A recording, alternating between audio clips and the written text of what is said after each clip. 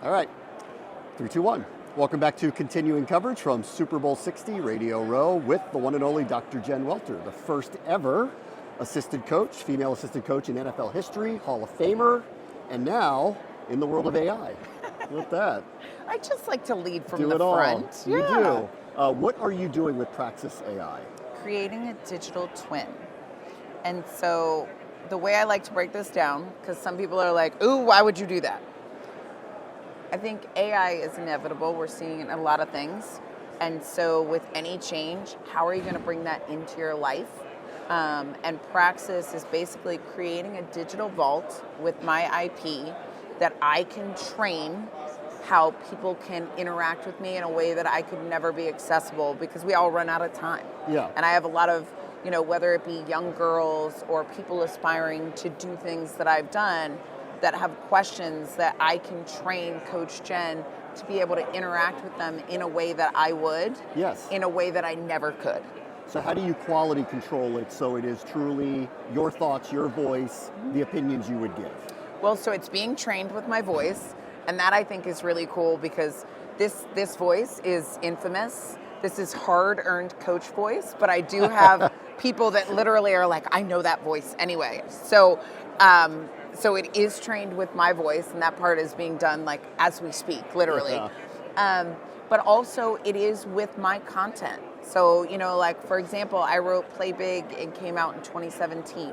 My book is going to be a part of teaching Coach Jen AI.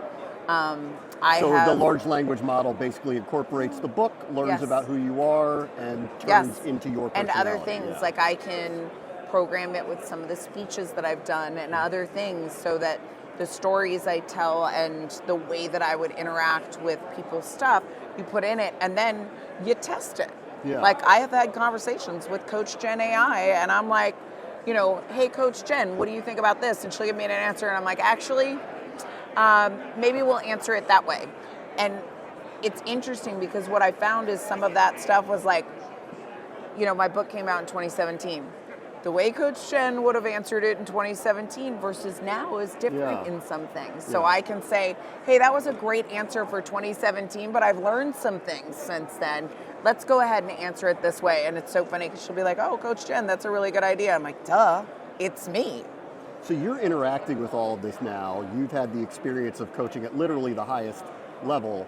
Where do you think AI is going in coaching, whether it's at an NFL level or a youth sports level?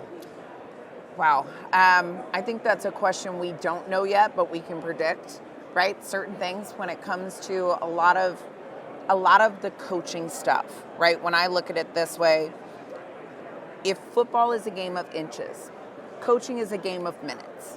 People ask me, are those stories about coaches sleeping in their offices true? I'm like, yes, because there is always more tape to watch. There is always more analysis that can be done. How much can we utilize AI to give us minutes back? Because I want minutes back that I can reinvest in my players. That's what I'm looking for. Because if there's more tape to watch, if there's more things to be done, if there's more situations to assess, if AI can automate some of those things so that I can take that knowledge and reinvest it into my players through our human connection, then I think ultimately that's where you kind of can find the sweet spot. Do you envision a future where Andy Reid has a practice with the Chiefs, and then at night when Pat Mahomes is watching film, he can go to virtual Andy Reid to ask questions about scenarios? Maybe not that quickly, but what I would say is maybe Andy Reid looks at the situations, he trains it, and then can take you through some of it, sure. Or it's informed by, like, if we could take, because certain things in football are actually would be really good to model in AI, right? Like, let's say every time they're in 12 personnel in this formation, how long do we do this? That process we do as coaches right now, and it takes a really long time, right? It's work heavy. If you could start to give me through lines, I think you'd still have to quality correct it as a coach, but maybe they could come up with some tendencies that you do. And then, yes, I mean, they already use VR in quarterback training. So what if, Yes, you know, we have Jaden Daniels, and he has been at the forefront of using VR for his training. Right. Yes. Well, I don't know about the forefront. We had it at the Cardinals when I was there, so it's been there a while. Yeah. But it was really chunky there. Yes. Like they were carrying around the little VR model, so it's getting better and better. Yes. But let's just say, you know, could you see if maybe Jaden was using was incorrect in his read progression? Yeah. Or maybe versus a certain defense, how fast can we adjust to, does that read progression need to be different? Yeah. And I think that AI will allow us to get into some of the places where we can increase the efficacy and take out some of the stuff that really is very manual and chunky right now. Yeah. All right, let me ask you about a couple other topics. Yeah. One, women in coaching. Yes. You were the first to do it at Yes. the NFL level. Where do you see that landscape now for women who want to break into high-level coaching? I think right now it's still at a point where it's also chunky, right? Like getting past certain landscapes are really hard. I think what's going to really speed up that process is the rise of flag football. Yeah. Because these younger girls now, they get to grow up football.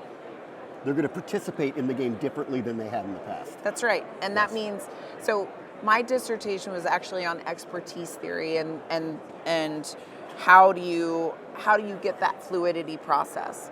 And it's time on turf. And so the girls now that are getting to play at the same ages as the boys and getting to compete for as many years as the boys, their knowledge of the game is going to be so much more fluid. And pair that with the fact that they can look at football and see and dream football in a way that a girl like me never could. I think this generation coming up now is going to be an unstoppable force. Yeah. I think until we get to some of that fluidity, though, you're still going to see kind of here and there breakthroughs, but not to what we'll have in a couple of years, which will be exponentially Yeah, more. the league has finally really started to prioritize the sport and their involvement in it. The Olympics are part of this as well. What do you think took so long for the NFL to kind of buy into flag football as a way to connect not just young girls, but young boys too into the sport? You know, I think that's an interesting question because even when I got into flag early, there were some people on the tackle side that thought I was like a traitor. And I was like, well, I don't really get that because we use 7-on-7 in tackle football practice, right? But I think what we're seeing is an evolution of the love of the game and how do you maybe make it safer at younger ages? Yes. While still allowing kids that time on turf and fluidity, right? If I'm learning how to read a defense, I don't need you in pads, right? If I'm learning how to do routes, it doesn't have to end with a tackle, right? We've seen that with Dartmouth. They don't even use pads in practice, right? But we've used 7-on-7 as a methodology for some of that install and play polish for a very long time. Now we're just being intentional about the fact that not only is this a component of tackle football, Yes. but it's a sport in and of itself. And I think that's part of what's exciting because when you look at the global landscape, part of the problem with tackle has not been that the sport's cool. We all know it's cool. I love it. I mean, I was a linebacker, so obviously I like the contact. I like the tackle. But it's accessibility. The expense on 11-on-11 football and having pads and helmets and doing all that stuff overseas is not the same as it is here. And when I went and coached in Australia, that's when it became very clear to me, why is soccer a global game? Because all you need is a ball. That's right. So how could you get that global grassroots foothold across the planet? And that's in flag, because not everybody has the resources to be able to have pads and a helmet and 53 players on a roster. That's right. All right, last thing. Who you got, Seattle or New England? Who's going to win the Super Bowl? I'm not sure. And here's why I say that. There's things I like from both teams. I like the experience and attention to detail and innovation on New England. I think they have a leg up in terms of the experience, but Seattle's really young and hungry. I think they've won on a lot of levels. I think if I'm New England, I'm going to test the hell out of Sam Darnold. I still remember when he thought he was seeing ghosts, and I'm going to play off that all day. If I'm Mike Vrabel, I'm digging up that tape. I'm finding ways to bring flashbacks back, and I'm utilizing that. I'm obsessed with their personnel package groups they've used on the offense. They did a lot of six on the O-line, right? Why can you do that? Why can you, as New England, do that? Do you have an answer for me, or do you want me to give it to you? I would assume that they want to profile their run game, but go ahead. Well, you have a quarterback who's a mobile threat. Yeah. So when I have a quarterback who's a mobile threat, that means on defense, I'm kind of neutralizing one of those guys, right? So now I've equaled it out by putting a 6 on the run game. But in addition to that, the 6 on the line, we don't personnel match for that. So most defenses, when they personnel match, what do?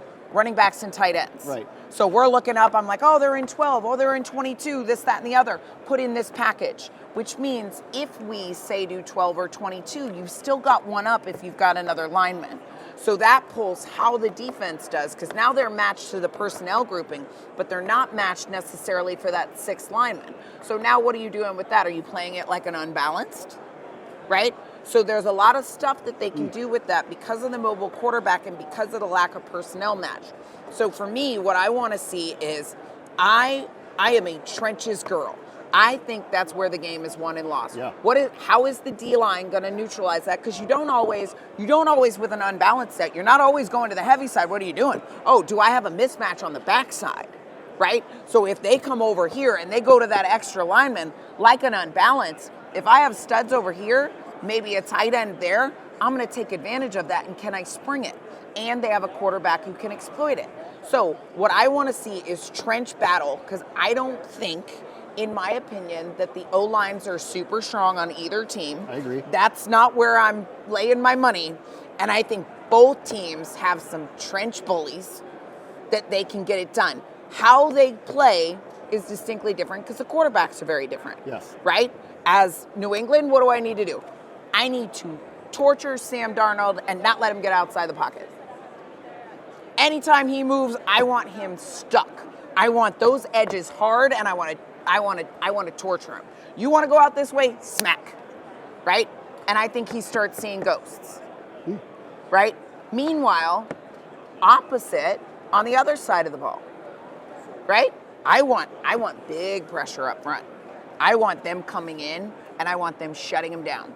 So that if you're going to use him as a runner, he's got to get outside the pocket. Yes. So I think it is a chess match. That's what I want to see. I think you're going to see it early. Who really is dominating in the trenches on the line? So you think coaching is going to win the Super Bowl? Yeah, there? absolutely. Yeah. Absolutely. I mean, look, on paper, that's right. All right. So last thing. So you're basically saying coaching is going to win the Super Bowl. I think coaching wins the Super Bowl. Now, Seattle, speed, youth. I mean, they're fiery, right? Like they look scary good. Yes. That is a blessing and a curse in the Super Bowl. This week is exhausting. That game is exhausting, right? I think if they get out to a lead, they're going to be hard to stop because that momentum could carry them through. The thing that the Patriots have, and I love, like I said, I love how they've been personnel matching. I think the inexperience at quarterback is tough. Yes. And I think, again, I love the fire of the Seahawks. The only thing that I would like cautionary tale is Falcons Patriots. Let's go back to that Super Bowl. If you go anything until the end, they won that game. If they ran the play clock down more in the second half, right. the Patriots wouldn't have had enough possessions to win the game. That's right. Yeah. But that's where I say, like, this game isn't just that game. Yeah. Right? I need the Seahawks because they're young. Right? It's a young team. I mean, Darnold's been everywhere, but he also doesn't have experience with the big one. Yeah. I need the main thing to stay the main thing. I need their minds on the game. I need them not to be in San Francisco right now. I need them not to do interviews. Like, I need you to just be in a black box of keeping all your minds right and not coming out so like I remember people having played, and just as a player, I mean, I won 4 Super Bowls and 2 gold medals. I would see rookies that, like, the day of a championship, they'd be like, and then they get into a game and you're like, are you all right? And they're like, I'm so tired. And I'm like, I know you are, because you were freaking the freak out. I need them to maintain the energy flow to be able to go from start to finish. That's right. And knowing that that the Patriots will switch things up. He's notorious for doing things in the dirt, but I do think an inexperienced quarterback is going to struggle a little bit with that defense. Dr. Jen Welter, thank you so much. You got it. Thanks.